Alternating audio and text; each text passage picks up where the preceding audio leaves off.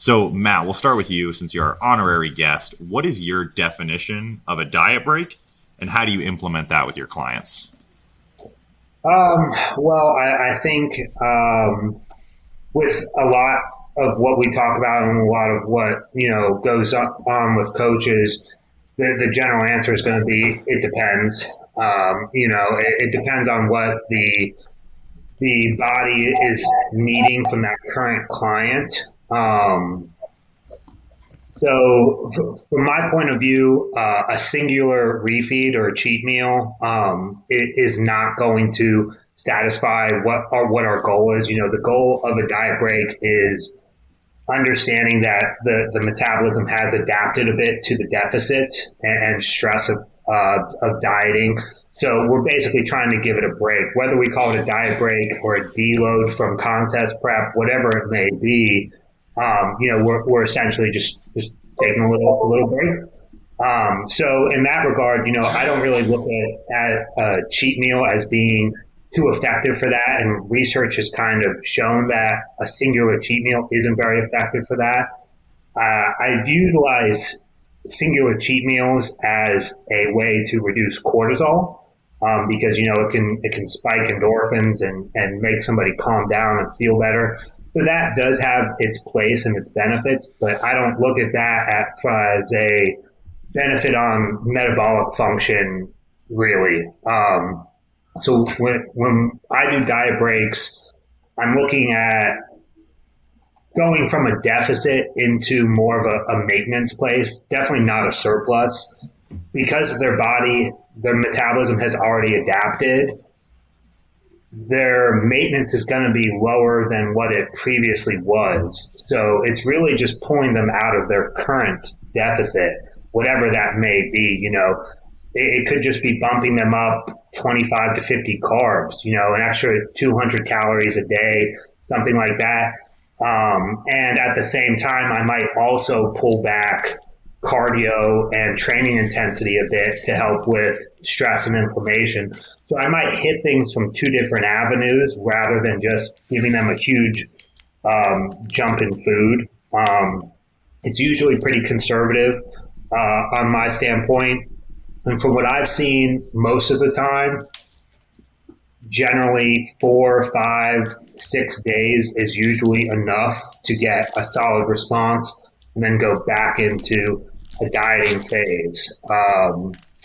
What I haven't done, and we kind of chatted about this before, I've actually never strategically planned in advance diet phases. I adapt to biofeedback. So that's why I have clients checking in as frequently as every single day. And I just base it on if they've stopped seeing results, we need a diet break. If they're seeing results, I'm not gonna jump the gun and put them in a diet break yet. You guys might have a different thought process there. Maybe you can prevent them from ever stalling if you have it implemented ahead of time, but I just haven't thrown that in there just yet. Yeah, Paul, I think you're more on the proactive side with the diet breaking periods as opposed to the reactive, correct? I like both, but I do like to do some pre-planning, and I think we all do. Like when we have somebody who has a diet or they need to be a certain leanness by a certain date, we're like, hey, by this point, we kind of want to be in this body weight range probably, and this range, and then maybe here we could fit in a little bit of relief or something like that. But no, I'm a bit of both. I try not to stick to like hard definitions of like, hey, like this is a diet break. This is how you do it. This is when you do it. Like Matt said, and to his point, it's all about the specific scenario and what that individual needs at that time and why you're doing the diet break, right? And so, but to answer your question directly, I have had limited experience with just saying, like, having somebody in prep and saying every 5th week, we're just going to take a diet break. Yeah. And it actually worked out really well, and I did like it. Would I do that with everyone? No. I just happened to have been, like, really familiar with this person, being my now wife, and dieting her for a few different contest preps, and it worked out great. And it's something I would like to do with more people because, I mean, I think we can all see from this aspect too. What if you can prevent them from, because once you have the signs that you need a diet break, or that somebody is just like, hey, like I'm on the verge of like breaking, you've kind of already pushed them, like, I don't want to say too far, but you've pushed them to that point. Like, why not get to that point? You know what I mean? It's kind of like, why wait until you're beat and thrashed into the ground and to take a deload, right?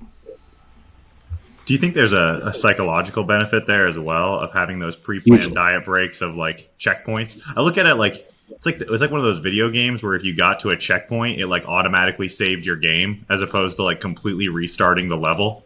It's like building those checkpoints avoids, Paul, what you were talking about, that like huge binging or them completely breaking and then having to them restart the level or restart the prep all the way at the beginning.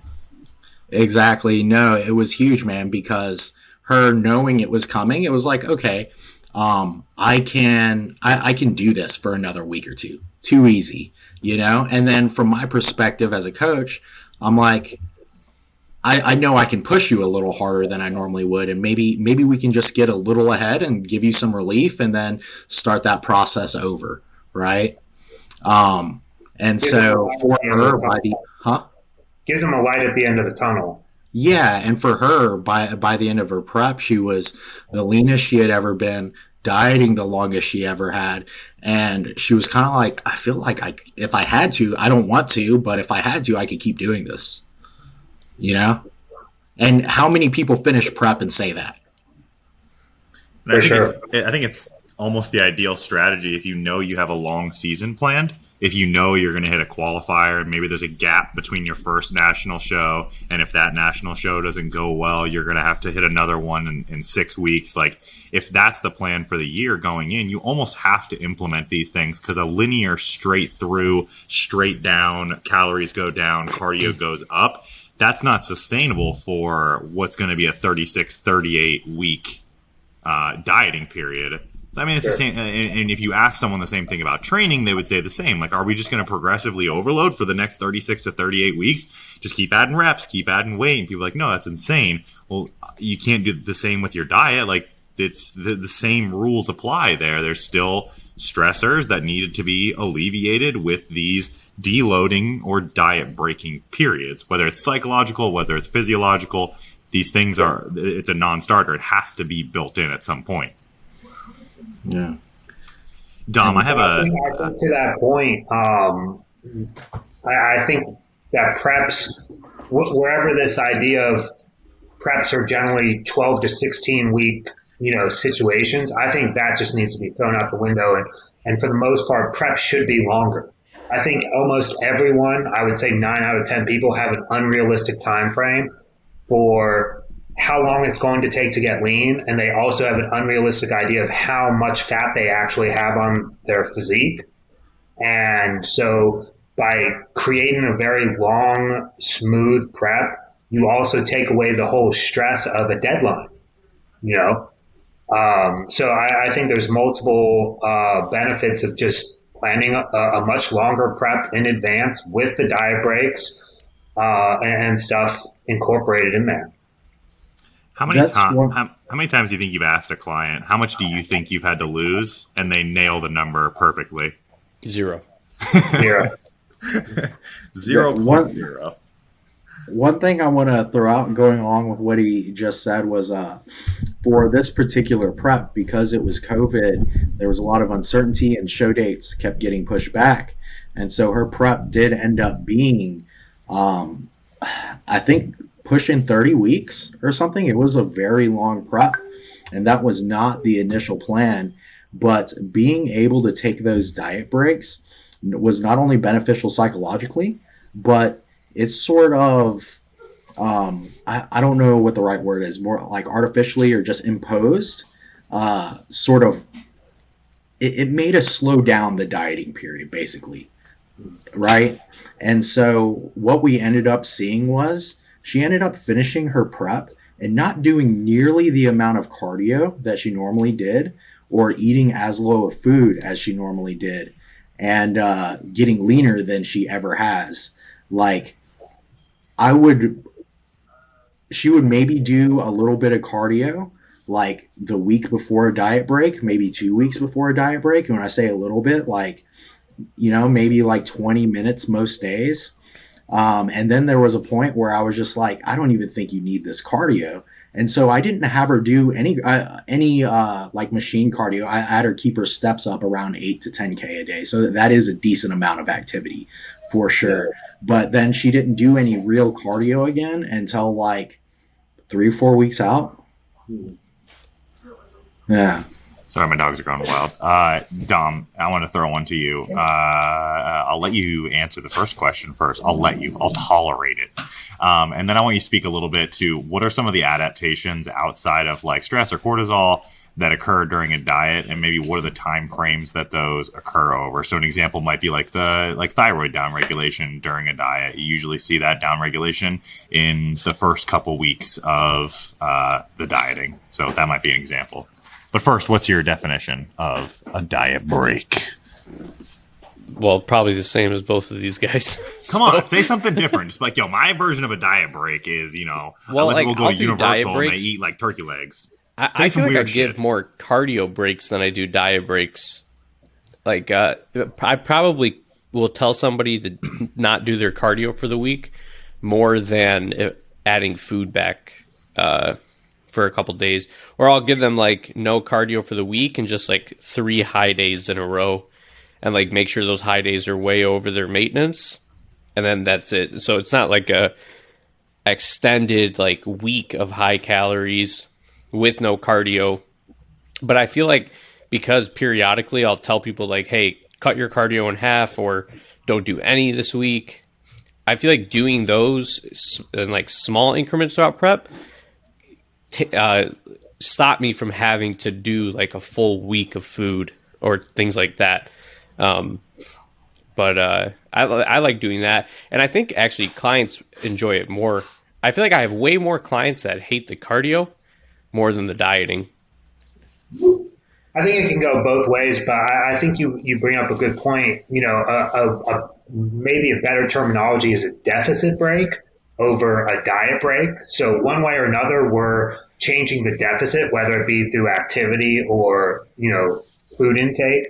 But that's really the end goal, is changing the deficit, not so much how much they eat or how much they burn, What do you think causes more internal stress? A hard food deficit or a high calorie activity deficit? I would say the activity is more damaging if we're going to use a terminology. So like if I know somebody is really adapted and not responding, I'll pull all possible stressors and just rely on dieting to continue seeing results. And I've had a lot of success with that. I've had girls 4 weeks out of national shows doing 0 cardio, only lifting 3 times a week, 0 PEDs, pulling all total accumulated stress, but I'll focus just on the dieting aspect and we'll still see results.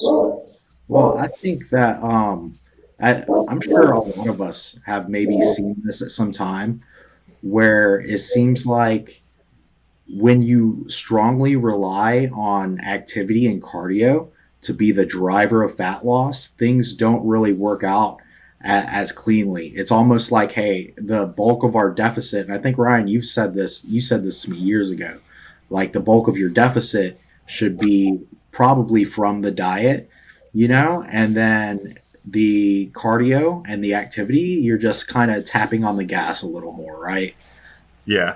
So I've always been of the belief that the majority of the fat loss, the impetus for fat loss of what's actually driving it is going to be from the diet. And the cardio is merely an accelerant. So yeah, like stepping on the gas. Like if you step on the gas and you really apply that cardio, that larger deficit, if you let go of the gas, like the car is going to keep moving. Fat loss is going to keep moving along because the deficit from the diet still exists. It's going to slow down over time. The car is going to slow down over time because your metabolism is adapting, but you're going to continue to see incremental fat loss even with the removal of cardio.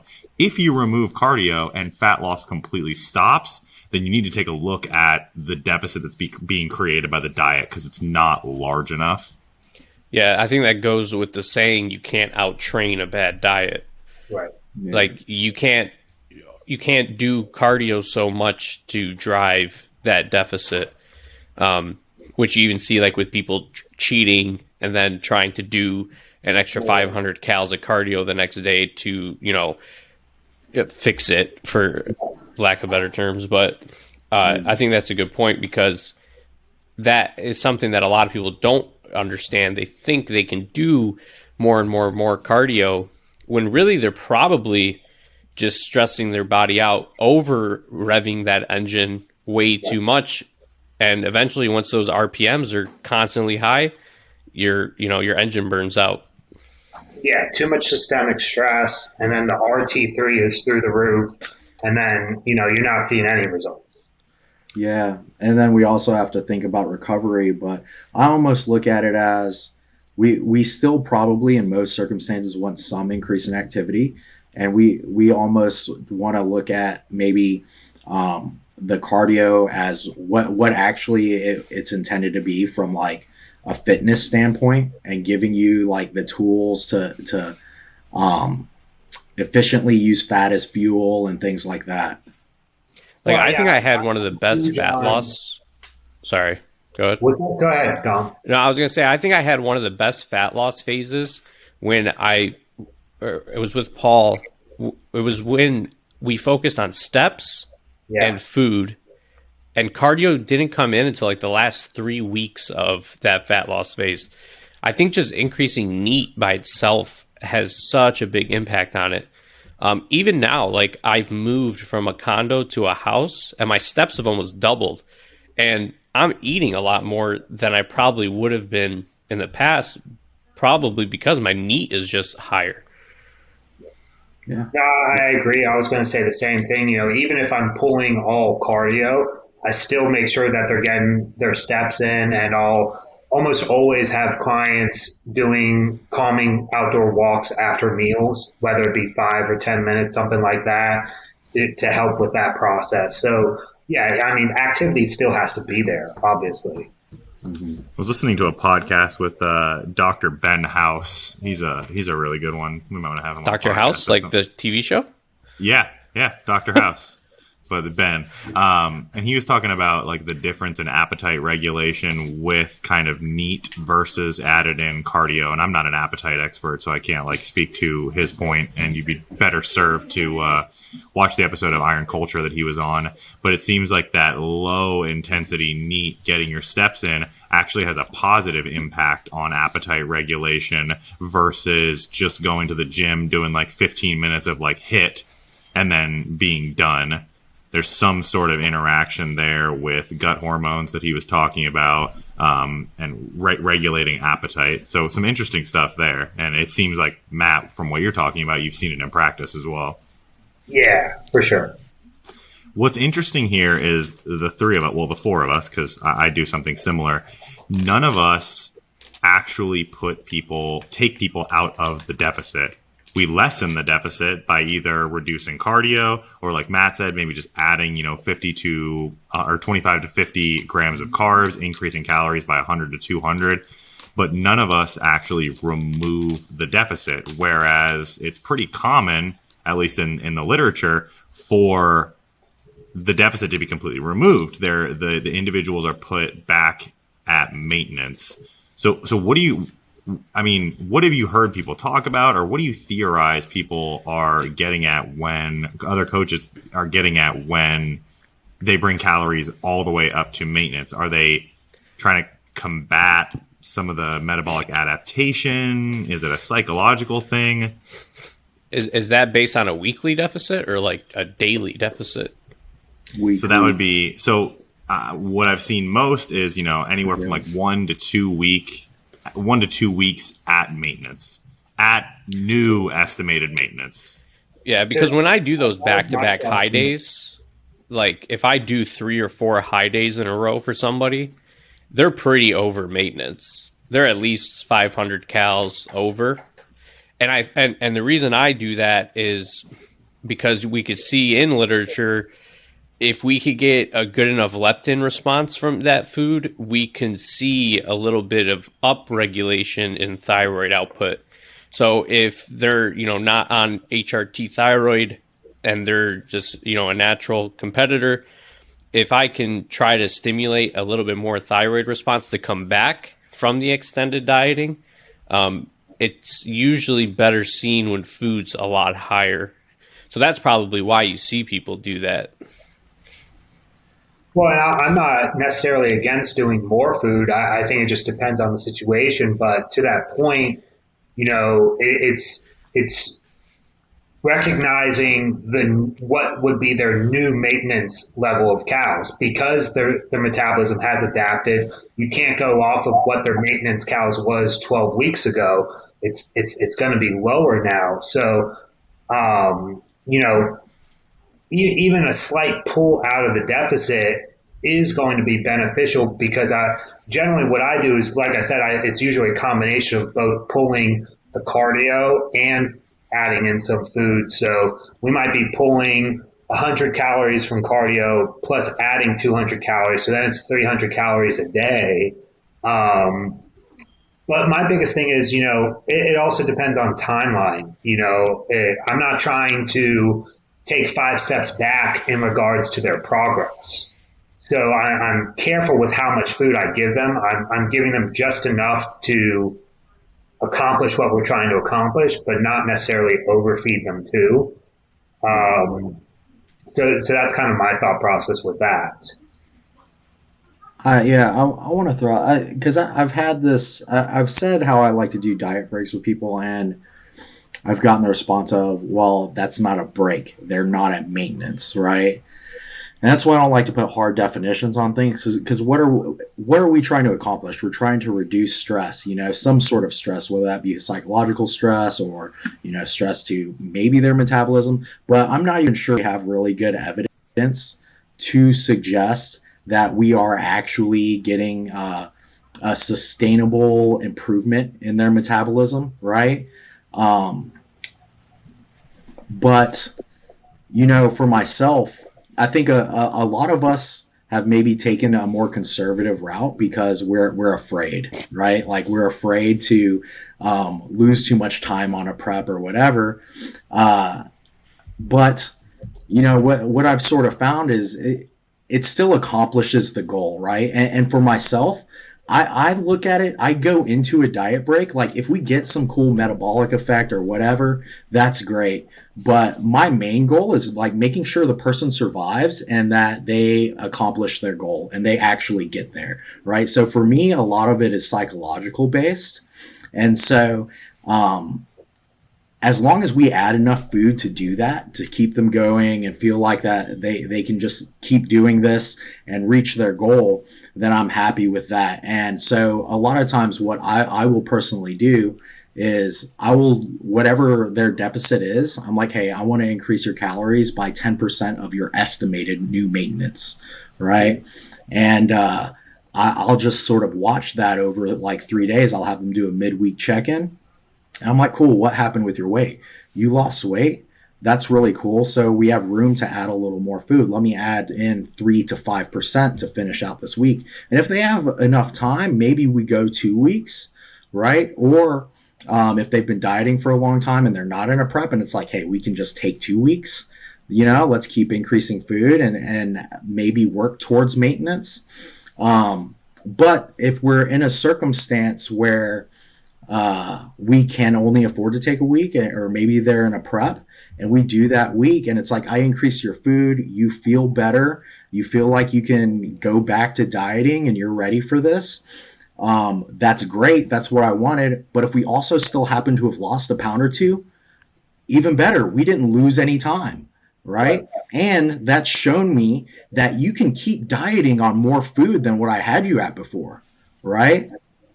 So Yeah, I mean, to me, it's great. still a win. Yeah. That's a great point. And that's why I do the same thing. Everything I do is not set in stone. It's very adaptive. So, the same thing, if I'm cutting cardio or increasing food, I want to see biofeedback in the next 24 to 48 hours to see what the body's response was to that change. And to your point, if they're losing weight, eating more food, why would I stop the diet break? I would just keep allowing that process to occur. Maybe I never put them back into a deficit. Maybe we are reverse dieting into a show for the next 6 weeks, and they're eating 300 carbs, losing weight into the show. It happens all the time. So that's why it's just depends. It might be I'm going to feed them up as much as I can until they start gaining weight.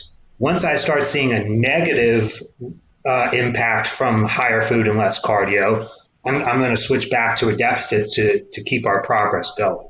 So that's kind of how I go about it. I don't have a set calories or anything. It's just very case dependent.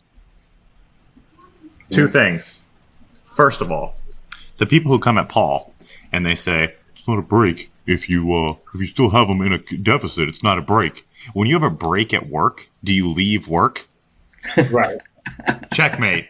Checkmate right there. You're still at work, you dumb motherfucker.